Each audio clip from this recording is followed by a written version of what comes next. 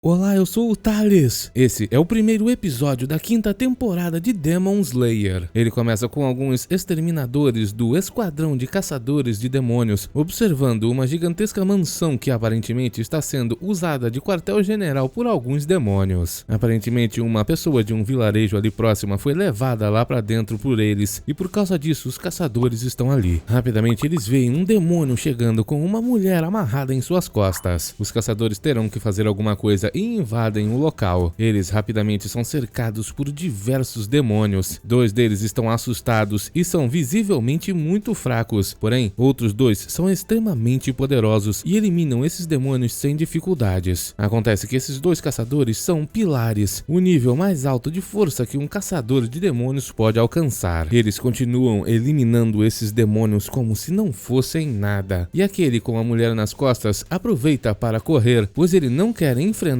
dois pilares. Eles têm que segui-lo para poder tentar salvar aquela mulher, mas do lado de fora tem muitos demônios. Um deles vai ficar para trás para tomar conta deles, enquanto o outro tenta salvar a mulher. Rapidamente ele se aproxima e manda os demônios se renderem, mas eles não vão parar de atacar. O jovem tem que eliminar diversos ao mesmo tempo, e aquele que está com a mulher a arremessa para fora do castelo, mas ela é salva pelo outro caçador. O demônio então tenta fugir e os dois vão atrás dele, e parece que caíram dentro de uma gigantesca fortaleza que muda de forma. O demônio ali é inalcançável e antes de poderem atacá-lo, os dois pilares foram teleportados para fora dali e não entenderam que lugar era aquele. Logo vemos uma outra caçadora chamada Kanao chegando até a sede do esquadrão. Ela fica sabendo rapidamente que a Nezuko, a irmã do Tanjiro, que é uma demônio, agora pode andar sob a luz do sol e com certeza Kibutsuji Muzan irá tentar enviar seus demônios para sequestrá-la. Uma das pilares diz para ela que irá acontecer uma reunião com todos os pilares e ela vai deixar a Kanao tomando conta da Nezuko. Tanjiro ainda está se recuperando do último embate contra as luas superiores, a classe dos demônios mais poderosos do Muzan. Logo vemos a reunião dos pilares. Amane Ubuyashiki aparece para começar essa reunião. Ela representará o Kagaya Ubuyashiki. Ele é o líder da família que está por trás do esquadrão de caçadores de demônios. Como sua saúde piorou, ele não pode participar dessa reunião. Amane já começa dizendo que recentemente um demônio conseguiu conquistar a luz do sol. Esse é um feito inédito e com certeza Muzan irá mandar seus demônios atrás dela de qualquer maneira. Ele também quer conquistar a luz do sol e uma gigantesca guerra se aproxima. Acontece que durante a última luta contra as luas superiores, Amane ficou sabendo que alguns caçadores liberaram uma certa marca em seus corpos e ela quer saber quais foram as condições necessárias para fazer essas marcas aparecerem. A jovem então conta que muitos anos atrás, os espadachins que levaram Muzan a estar à beira da derrota foram conhecidos como os espadachins da primeira respiração. Eles disseram que cada um deles passou a carregar marcas similares às de demônios. Durante o passar dos anos, o conhecimento a respeito dessas marcas foi perdido e tudo que eles sabem é que quando algum dos caçadores manifesta essa marca, os outros a seu redor começam a manifestá-la também. E só sabem disso pois foi registrado no diário de um dos espadachins da primeira respiração. A primeira pessoa dessa geração atual a manifestar essa marca nem ao menos era um pilar, foi o próprio Tanjiro. Infelizmente, ele é incapaz de descrever exatamente como a marca dele apareceu. Por isso, Amane quer saber desses dois pilares como as marcas deles apareceram. A primeira pilar, Kanroji, não consegue descrever muito bem. Ela explicou tipo o próprio Tanjiro, com palavras que não fazem sentido. Por causa disso, o pilar Tokito teve que dizer exatamente como aconteceu. Ele deixa claro duas características imprescindíveis. Antes de sua marca aparecer, primeiro, ele sentiu que seu coração bateu a mais de 200 batimentos por minuto. E depois, enquanto utilizava sua respiração, a temperatura de seu corpo superou os 39 graus. Nesse momento, a marca apareceu. Nessas condições, ele não deveria nem ao menos conseguir se mover, mas mesmo assim conseguiu lutar e terminar a batalha contra uma das luas superiores. Agora que sabem os detalhes, Amane diz para os outros pilares que o objetivo principal deles deve ser encontrar um jeito de manifestar essas marcas em todos. Entretanto, antes que eles comecem o treinamento, Amane os avisa de uma certa coisa. Aqueles que já despertaram a marca já não tem mais o que fazer, porém, os outros que despertarem, vai acontecer uma certa coisa que ela não diz nesse episódio. Assim que a reunião com a Amane terminou, os pilares queriam conversar para ver o que eles fariam a partir de agora, mas Tomioka se levantou para ir embora embora dizendo que essa conversa não tem nada a ver com ele. Mesmo assim, alguns querem fazê-lo ficar, e o pilar Himejima tem que intervir. Ele interrompe a todos, dizendo que tem uma proposta. Depois disso, vemos que o Zenitsu finalmente voltou até o quartel-general depois de mais uma missão. Ele ficou em choque ao ver que a Nezuko agora está andando sob a luz do sol e, além disso, consegue falar, dando as boas-vindas para ele. O jovem começa a dizer que os dois irão se casar. Ele está muito feliz, até que ela o chama de Inosuke